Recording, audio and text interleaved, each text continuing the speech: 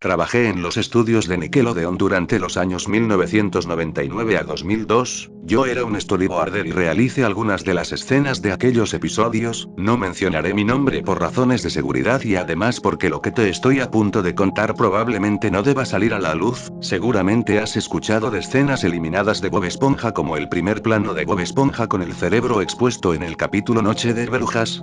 La secuencia de Calamardo prendido en llamas en solo un bocado y más recientemente la escena de Red Mist en uno de los capítulos de la serie.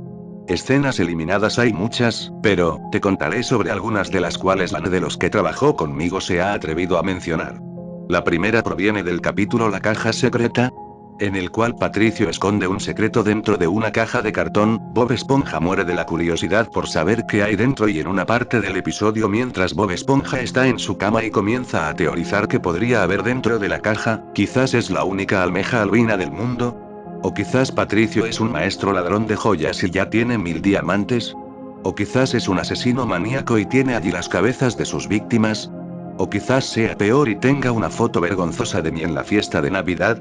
Este es el diálogo que Bob Esponja se dice a sí mismo antes de gritar aterrorizado en una secuencia del episodio. Una de estas teorías es particularmente perturbadora y fue puesta allí a propósito por los escritores para medir los límites de la censura en Nickelodeon. Uno de los animadores insertó de manera de broma en una de las proyecciones privadas del capítulo una imagen de cabezas cercenadas de una película gore mientras Bob Esponja mencionaba estas posibilidades. Algunos se lo tomaron con humor, pero otros estaban realmente disgustados y terminaron despidiendo al sujeto que lo hizo más tarde.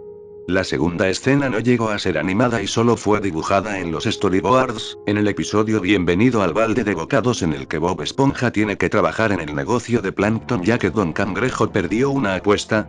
Dibujé a manera de broma la escena en que Plankton le saca el cerebro a Bob Esponja. Esto le pareció muy gracioso a mis compañeros quienes comenzaron una competencia de quién podía dibujar la versión más grotesca de la misma. Terminó en unas frames hiperrealistas con Bob Esponja gritando mientras Plankton le rompía el cráneo con un martillo para después sacar su cerebro con tanta fuerza que le sacaba el cerebro con todo y médula espinal. Obviamente no le enseñamos a nadie este último resultado y probablemente no ha sido mencionado por el staff hasta ahora.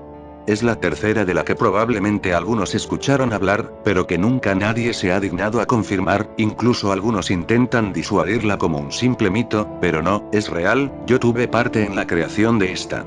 La secuencia en cuestión proviene del episodio Un buen vecino, en el que Calamardo tiene que cuidar a Gary y que al final de este termina siendo inyectado por una jeringa que contiene plasma de caracol. La secuencia fue creada de manera grotesca incluso para los estándares de bromas de Bob Esponja de hoy en día, era intencionalmente horrorosa. Calamardo comenzaba a doblarse gritando despavorido mientras Bob Esponja en forma de caracol lo veía con una sonrisa. Calamardo se tiraba al suelo, sus huesos comenzaban a crujir, continuaba gritando, sus ojos comenzaban a salirse de sus cuencas conectados a una especie de hilo baboso mientras su torso y piernas se curvaban hacia adentro cada vez más. El plano se alejaba de Calamardo y después una transición cambiaba a esa escena de la luna y los caracoles cantando sobre la valla. La razón por la que esta es la escena que reservé hasta el final es porque esta sí fue transmitida aunque una única vez, mucha gente la recuerda, pero Nickelodeon se aseguró de deshacerse de ella y que jamás nunca fuese recuperada, pero probablemente alguien allá afuera tenga una copia de ella, ya sea alguien que trabajó en Nickelodeon durante esa época o alguien que tuvo la desgracia de ver el episodio original.